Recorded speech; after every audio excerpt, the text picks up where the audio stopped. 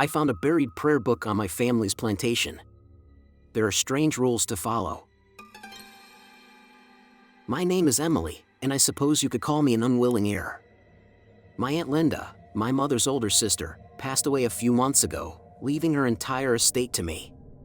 It wasn't much, just a small, dilapidated plantation house in the rural stretches of Louisiana, a few acres of unkempt land, and a lifetime's worth of, well, clutter. Aunt Linda had a tendency to hoard, and was devoutly religious on top of that. The house was overflowing with religious artifacts, crucifixes, icons, stacks of prayer books, and handwritten invocations taped to nearly every available surface. I'm not particularly religious, so the atmosphere felt heavy and unnerving. However, family is family, and I felt it was my responsibility to go through her belongings, to decide what to keep, what to donate, and what, quite frankly, to destroy. The plantation house was deep in the backwoods, miles from the closest town, surrounded by thick forests and overshadowed by an enormous, ancient cypress tree in the front yard. That tree unsettled me. It didn't just stand there, it loomed. I planned to spend a week at the house sorting through everything. My husband, Mark, couldn't take time off work, so I was on my own. I expected a quiet, albeit somewhat somber, week of sorting and organizing. I was wrong. So very, very wrong. It all began with the prayer book. The first day was mostly spent clearing out the living room, which was packed with boxes, old newspapers, and stacks of religious literature. It was exhausting, both physically and emotionally. The air was thick with dust and tinged with the faint odor of mildew, and the only sounds in the house were the creaking of old floorboards and the persistent buzz of a single fly. By late afternoon, I decided to focus on the area near the fireplace, a massive stone structure that dominated one side of the room. Behind a stack of worn hymnals, I discovered a small, leather-bound book. It was a pocket-sized prayer book, faded and weathered, with several pages missing. The leather cover was cracked and dry, and the gold lettering on the spine had nearly vanished. My curiosity got the better of me, so I opened it. The pages were brittle, yellowed with time, and several passages had been underlined in faded red ink. Holding this book, something my aunt had clearly cherished, felt strangely intimate. That's when I noticed something peculiar. Inside the back cover, written in frail, spidery handwriting, was a list of unsettling rules. Never read from this prayer book aloud after dark. Keep the book closed and secured when not in use. Do not remove any pages, more are missing than before.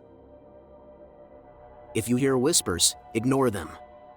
Do not acknowledge. If the room becomes cold, pray in silence until warmth returns. Never place the prayer book beneath the cypress tree after sundown. I frowned. This was odd, even for Linda. I knew she had been deeply religious, perhaps even superstitious, but this felt extreme. It read like something straight out of a horror novel. I shook my head, brushing it off as the eccentricities of an aging woman. I placed the book on the mantelpiece, setting it aside with the few items I intended to keep. I had no plans to read from it, aloud or otherwise. As dusk settled, I made myself a simple dinner of canned soup and crackers. The electricity still worked, which was a relief, but the house felt unnervingly cold and drafty, despite the humid Louisiana air outside.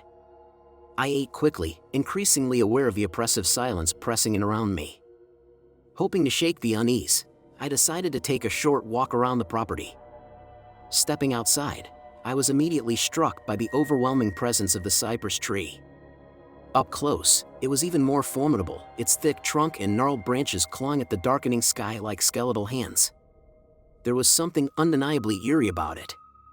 At the tree's base, I noticed something odd, a patch of scorched earth, as though something had been burned there long ago. The ground was still darkened, the marks of fire visible despite the passage of time. The memory of the list flickered in my mind: never leave the prayer book under the cypress tree after dark. A cold shiver ran through me, and I quickly turned away, trying to dismiss the growing dread. I continued my walk, tracing the perimeter of the property, taking in the tangled grass and the way the woods seemed to press inward. The sun was sinking, casting elongated shadows that made everything feel distorted, wrong. That's when I heard it, a hushed, almost imperceptible whispering sound, like voices murmuring just beyond my range of hearing. I froze, straining to listen. The whispering persisted, seeming to shift around me. Rule number 4, if you hear whispers, ignore them. Do not acknowledge. I tried to convince myself it was just the wind stirring the trees, but the sound wasn't like wind. It was distinct. It was voices. My pulse quickened. Without a second thought, I turned and all but ran back to the house, slamming the door behind me and locking it with trembling fingers. I pressed my back against it, chest rising and falling in shallow gasps. I was being irrational, I told myself. It was nothing. Just nerves. Just the wind. But deep down, I knew better. Something was wrong. Horribly wrong. I glanced toward the prayer book resting on the mantel. It was open. A fresh wave of fear coursed through me. I was certain I had placed it there closed. Had I misremembered? Was I already losing my grip on reality after just a single night in this eerie house? Cautiously, I approached the fireplace, my focus locked onto the book. As I neared it, the whispering returned, softer this time, but undeniably present. The sound seemed to emanate from the book itself. With a trembling hand, I reached out and snapped the prayer book shut. Instantly, the whispering ceased. The silence that followed was almost oppressive, broken only by the frantic pounding of my own heart. I stood there motionless, staring at the closed book, struggling to steady my breath. I tried to convince myself that I was overreacting. It was just an old book, a compilation of prayers, nothing sinister. Yet, the unease remained. I couldn't shake the feeling that I had made a mistake, that simply opening the book had set something into motion. I glanced at the handwritten rules on the back. Rule number 2, keep the prayer book closed and secured when not in use. I had closed it, but had I truly secured it? Was that enough? Determined to follow the rules more precisely, I rummaged through a nearby drawer and found a length of twine. Carefully, I wrapped the twine around the book, knotting it tightly. The act felt absurd, like some archaic ritual, but it brought me a small measure of comfort. The rest of the evening was spent in a state of heightened awareness. Every creak of the house, every rustling leaf outside made my pulse race. I left the lights on despite the wastefulness, unwilling to sit in the dark. Though I tried to distract myself with the novel I had packed, I couldn't focus. My thoughts kept circling back, to the whispering, the scorched ground beneath the cypress tree, and the unsettling rules scrawled in the prayer book. By 10 p.m., exhaustion overtook me. Both physically and emotionally drained, I hoped that sleep would offer an escape from the mounting dread. The bedroom was sparse, containing only a narrow bed, a wobbly dresser, and a small window overlooking the backyard. I changed into my pajamas, brushed my teeth, and climbed into bed. Lying in the darkness, I listened to the sounds of the night. The wind had picked up, slipping through gaps in the window frame with a ghostly whistle. The cypress tree's branches scraped rhythmically against the house, a grating sound that set my nerves on edge. Then, without warning, the temperature dropped. A biting chill filled the room, seeping into my bones. Rule number 5, if the room grows cold, pray silently until it warms. I squeezed my eyes shut and started to pray. I wasn't particularly religious, but childhood memories of the Lord's Prayer resurfaced, and I clung to the familiar words, repeating them over and over in my mind. The cold didn't ease. It intensified, wrapping around me like an icy shroud. My body trembled, teeth chattering. I burrowed beneath the blankets, but they offered no relief. The cold wasn't coming from the outside, it was in the air itself, pressing against my skin. Then, the whispering returned, barely perceptible at first, growing steadily louder. The sound drifted from the corner of the room, near the dresser. I kept my eyes shut, my silent prayers growing more urgent. The whispers became more distinct, the syllables forming strange, flowing words. It sounded like Latin. A heavy presence filled the room. Though I couldn't see it, I could feel it watching me, looming over me. Terror gripped me, freezing me in place. My body refused to move, trapped under the crushing weight of pure fear. I wanted to scream, to flee, but I was powerless. Whatever was in the room had me in its grasp. Then, just as suddenly as it had come, the presence lifted. The cold receded.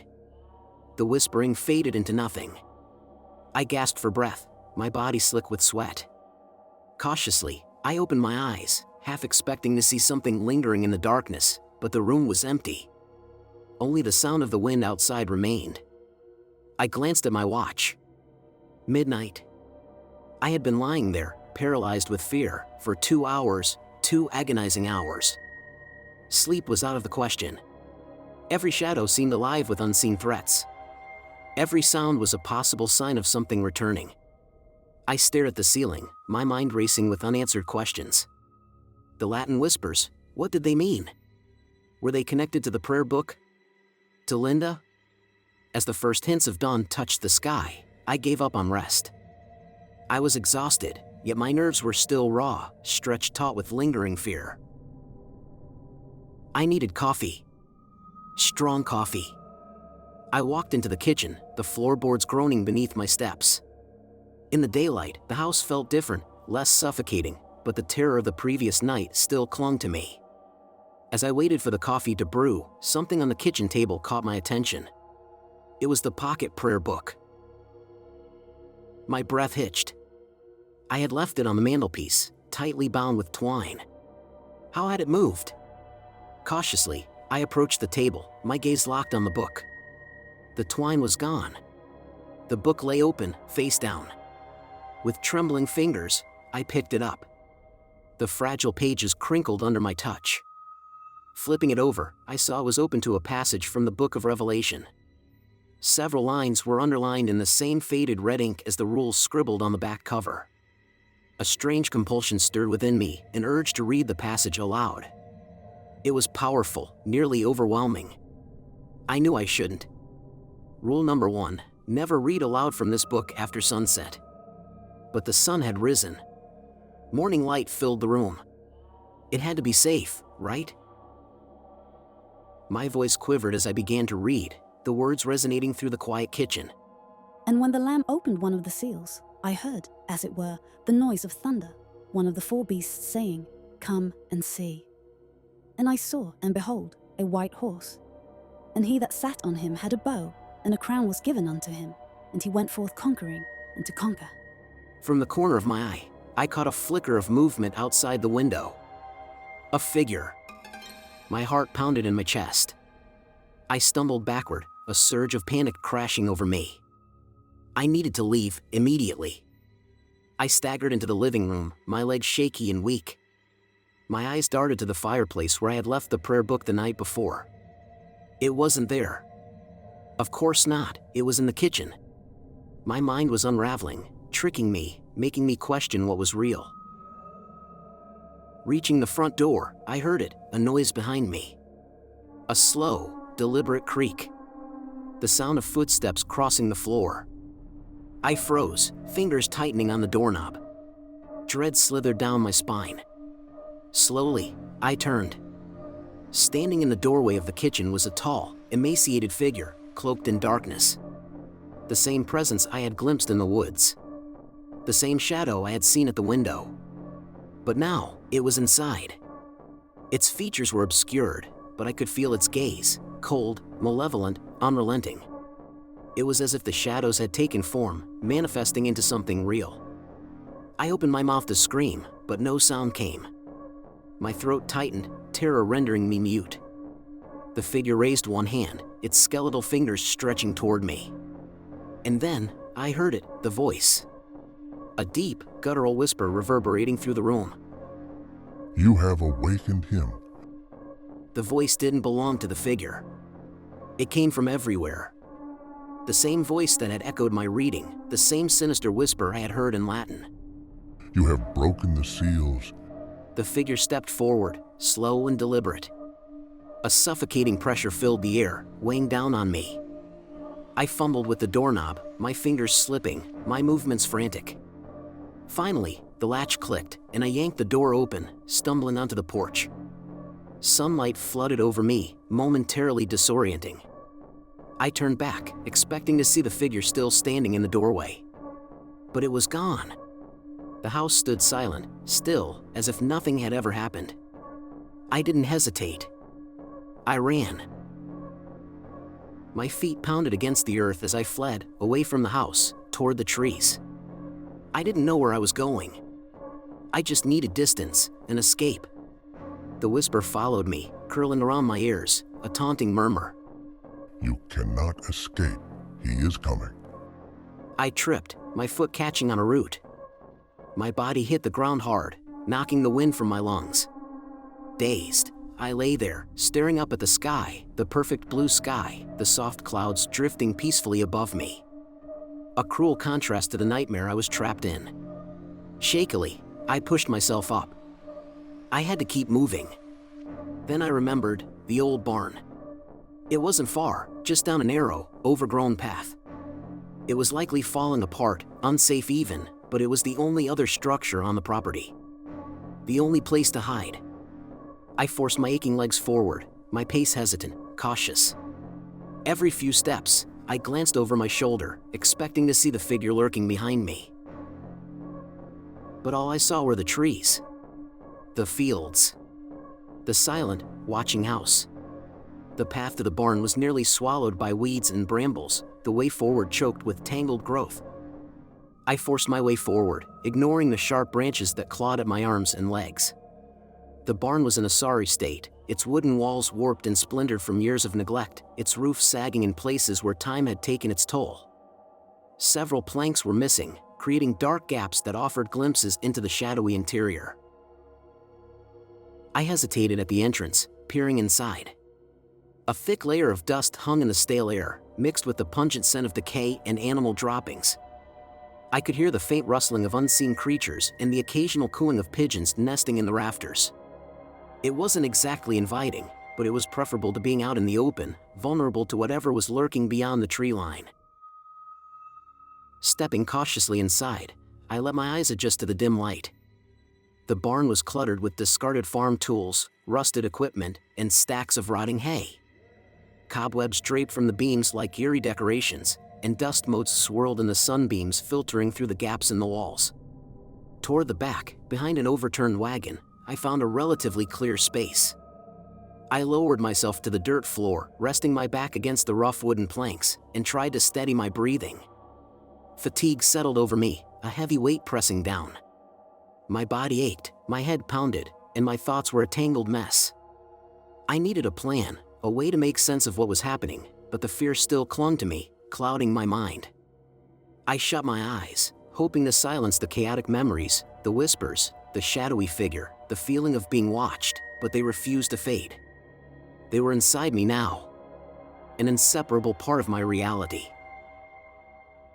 Then, a thought surfaced, something I had read, something about Linda's past and the prayer book. The book had once belonged to a preacher, a man who had been lynched beneath the towering cypress tree. That same ancient tree that stood in front of the house, the one with the scorched ground at its base. The tree that had drawn me in, almost calling to me. A chill ran through me, deeper than before. This wasn't just an ordinary haunting. It wasn't some malevolent entity randomly tied to the land. It was personal, woven into the history of Linda, the plantation house, and the prayer book itself. I opened my eyes and scanned the barn, searching for something, anything, that might provide clarity. My gaze landed on a wooden chest, half hidden beneath a pile of burlap sacks in the corner. The wood was cracked with age, the metal hinges rusted and worn.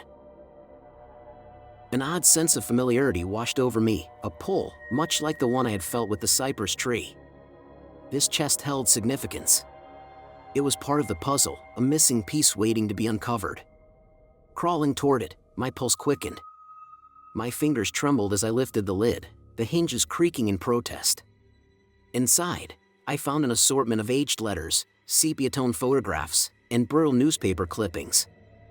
I carefully lifted them out, my hands unsteady. The letters were addressed to Linda, penned by various family members. The photographs depicted Linda at different stages of her life, sometimes accompanied by people I didn't recognize. But the newspaper clippings seized my attention. Though faded and delicate, the headlines were still legible. Local preacher lynched by mob. A cold wave of dread washed over me. My eyes darted across the article, absorbing the words. It recounted the tragic fate of Reverend Nathaniel Graves, a preacher accused of practicing dark magic and corrupting the community.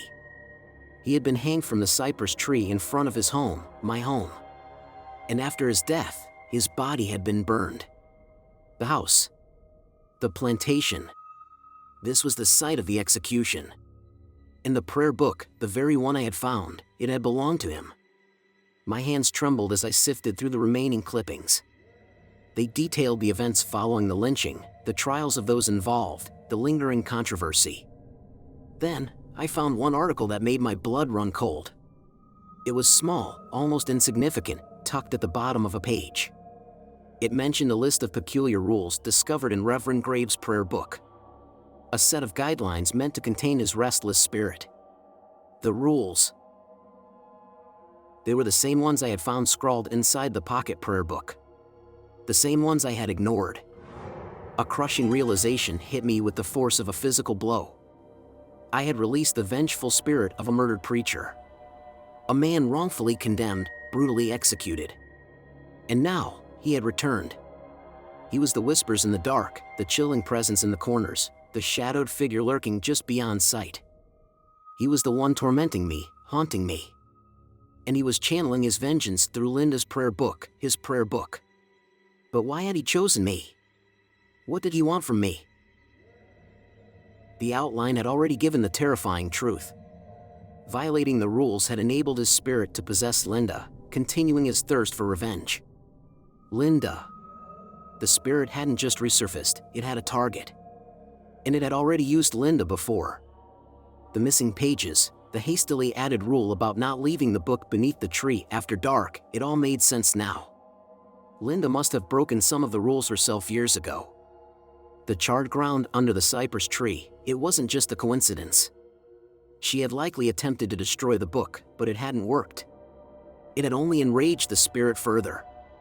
And now, I had unknowingly repeated her mistake, amplifying Reverend Graves' power and painting myself as his next victim. Possession. Was that what was happening? Was that his ultimate goal? To use me as a vessel for his vengeance? I scanned the newspaper clippings again, searching for any clue, any indication of what kind of revenge Reverend Graves sought. One common theme stood out: fire. Accusations claimed he used fire in his dark rituals. The mob had burned his body after lynching him. And Linda, too, had tried to destroy the prayer book with fire. Fire. Was that his objective? Did he want to burn everything? The plantation house, the town, everyone who had wronged him? Then I heard it, a low crackling sound from outside the barn. Faint at first, but growing steadily, its intensity rising. I knew what it was before I even turned to look. I crawled to the barn entrance and peered outside. The house was in flames. Fire consumed the structure, leaping from windows, devouring the wooden walls with frightening speed. Thick, black smoke billowed into the sky, blotting out the sun. His vengeance had begun. I stood frozen, my mind numb with horror. I should have run, should have fled, but I was transfixed by the inferno, by its raw, unstoppable destruction. And then I saw him. A tall, spectral figure stood in front of the burning house, his gaunt form silhouetted against the flames. Though his features remained shrouded in darkness, his presence was unmistakable. Reverend Graves. Or what was left of him. He stood motionless, his arms raised as if in supplication or triumph. Then, the voice came again, a deep, guttural whisper, but this time, it was different. Stronger. Clearer. Saturated with chilling satisfaction. Vengeance. The word wasn't just in my head this time. It carried on the wind, reverberating through the crackling flames, echoing in the air around me. The figure slowly turned its head, locking its unseen gaze on me. Though I couldn't see his eyes, I felt their piercing intensity, a cold, merciless judgment seeping into my bones. A certainty washed over me, one more terrifying than anything I had faced before. I was next. The fire was only the beginning. His revenge wouldn't be complete until he had erased me too. Dear friends, don't forget to subscribe, it helps the channel's development a lot. I stumbled backward into the barn, away from the burning house, away from the figure, away from the horrifying realization of what I had unleashed. Panic clawed at my throat, a desperate urge to escape rising within me. But where could I go? He was everywhere. The house, now a beacon of his wrath, was proof of his power. The woods offered no shelter, only memories of his lurking presence. I scrambled back to the chest, my mind racing. The letters, the photographs, useless. But the prayer book. His prayer book. That was the key. I had to destroy it. But not like Linda had. How? Fire had been his weapon. Burning it wouldn't work. If anything, it could make him stronger. Water? There wasn't enough nearby to do any meaningful damage. Burying it? He had already been buried once, beneath that cursed cypress. That wouldn't stop him either. Then I remembered something from my frantic research after that first terrifying night, superstitions about dealing with vengeful spirits. Salt. Iron. Holy symbols. Iron. The barn was littered with rusted farm tools. There had to be something I could use. I sprang to my feet, my gaze sweeping over the cluttered barn. In the far corner, a pile of corroded metal scraps lay abandoned.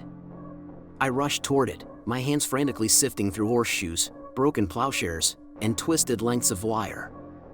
Then my fingers closed around something solid.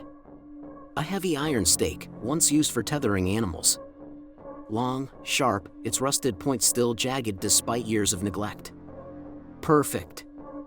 I gripped the stake tightly, its weight grounding me, filling me with a surge of determination. This was a long shot, a desperate gamble. But it was the only shot I had. I had to drive the iron stake through the prayer book, to pin it down and suppress its power. I returned to where I had been sitting, scanning the ground for the prayer book I had dropped in my earlier panic. It had to be here. It couldn't just vanish. But it was gone. A surge of panic surged through me, fiercer and more desperate than before. Where was it? Had he taken it? Was I already too late? Then I spotted it, not on the floor, but resting atop the overturned wagon, as if someone had deliberately placed it there. It lay open, revealing the same passage from Revelation I had read aloud. The passage that had awakened him. I knew it was a trap. He wanted me to approach. He wanted me to touch the book again. But I had no other option. I crept toward the wagon, the iron stake gripped tightly in my hand. The air around the book seemed to shimmer, vibrating with an unseen force. His presence was stronger than ever. My hand trembled as I reached out and grasped the book. The instant my fingers touched the leather cover, an electric jolt shot up my arm, coursing through my body. I gasped, my vision momentarily going black. The whispering returned, louder, a chorus of voices murmuring in Latin, English, in a language I didn't recognize. I saw him again, not outside, but in my mind's eye, clearer now, more defined. His skeletal face was void of eyes, his lipless mouth twisted in rage. His hands reached for me, skeletal fingers closing around my throat. I raised the iron stake, my arm trembling, and with every ounce of strength I had left, I drove it down. The stake plunged through the prayer book, pinning it to the wooden surface of the wagon. A deafening scream erupted, a sound both human and monstrous, brimming with agony and fury. The barn trembled, the air crackled with energy.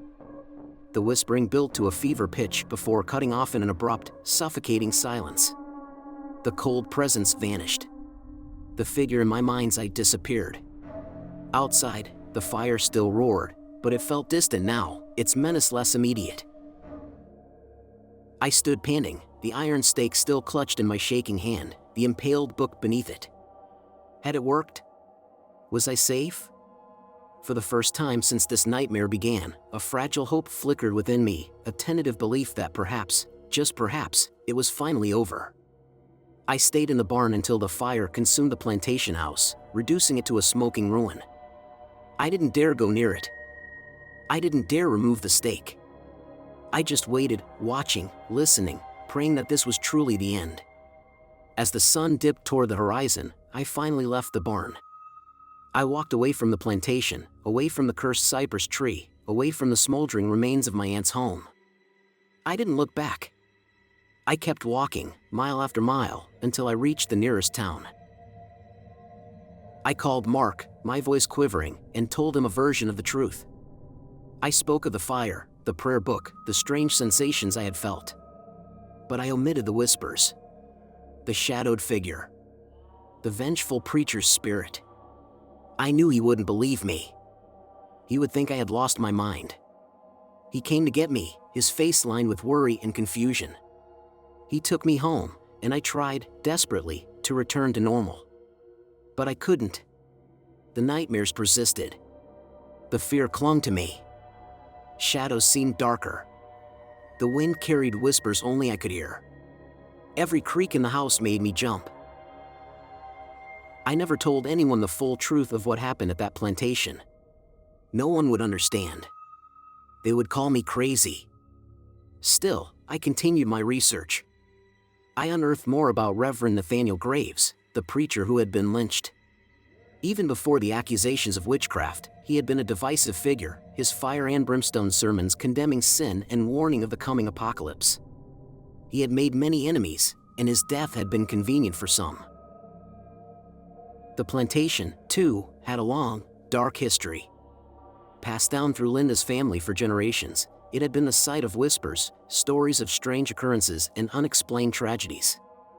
It had always been a place where darkness lingered, where the boundary between this world and the next was thin. And I had unknowingly walked straight into it. Years have passed, and though the physical wounds have healed, the scars remain. I still shy away from shadows. I still refuse to touch old prayer books. And I still cannot escape the unsettling feeling that I am being watched. I often think about the prayer book, still pinned to the wagon in that abandoned barn. Is it still there? Is Reverend Graves truly bound? Or is he merely waiting for someone else to break the rules? Write your impressions of the story in the comments and be sure to subscribe to the channel. I really want to create a community of true connoisseurs of scary stories. Also, don't forget about the likes. See you in the next story.